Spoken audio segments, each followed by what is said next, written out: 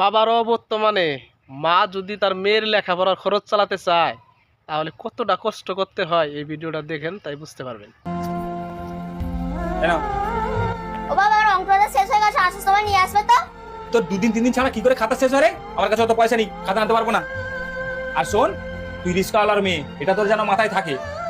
অত পড়াশোনা করে লাভ নেই, তুই মায়ের সাথে হাতাহাতি কাজ শেখ, ওটা ভবিষ্যতে তোর কাজ দেবে।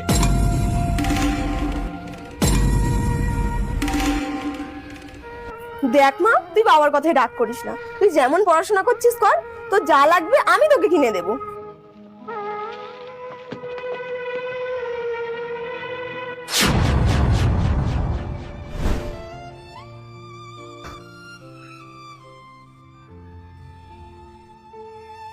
মা, এখন তো 1:30 বাজে, তুমি ঘুমাতে যাবে না?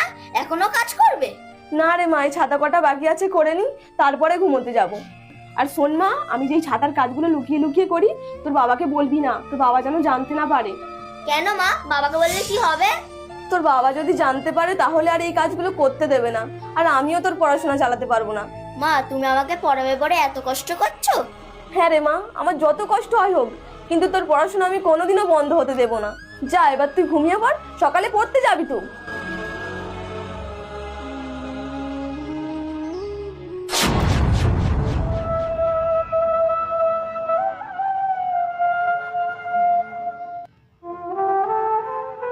ও মা, যখন মাছ রান্না হয় আমাকে খেতে দাও, তুমি খাও না কেন? না রে মা, আমার মাছ খেতে ভালো লাগে না। বাজার থেকে 2 পিস মাছ কিনে নিয়ে এসেছিলাম, তোর বাবার 1 পিস আর তোর 1 পিস। না, তুমি মিথ্যে কথা বলছো, তুমি ইচ্ছা করে মাছ খাচ্ছ না, তুমি না খেয়ে পয়সা বাঁচাচ্ছ আমাকে পড়াবে পারে। তোর পড়াশোনার চেয়ে আমার কাছে খাওয়াটা বড় নয় রে মা। নে মা, তুই এখন খেয়ে নে। এইভাবে অতিক্রম হলো 12টি বছর। মা, ও মা। এ মা, তুই নার্সের চাকরি পেয়ে গেছিস? হ্যাঁ মা, আমাকে বিদ্যাসাগর হসপিটালে ডিউটি দিয়েছে।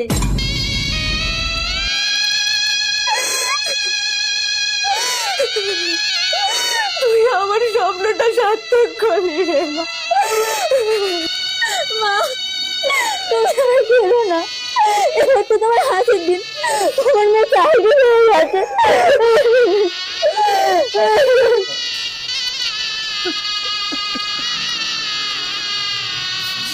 তোমরা প্রমাণ করে দিলে আমি ভুল।